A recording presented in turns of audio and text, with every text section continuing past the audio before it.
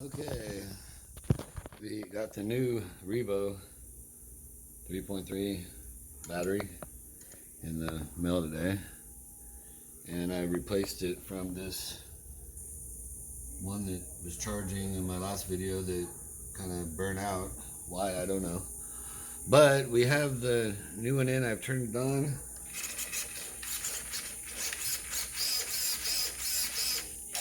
And we have telemetry. Well, we have power, servo. So I'll put the battery in and put all the covers and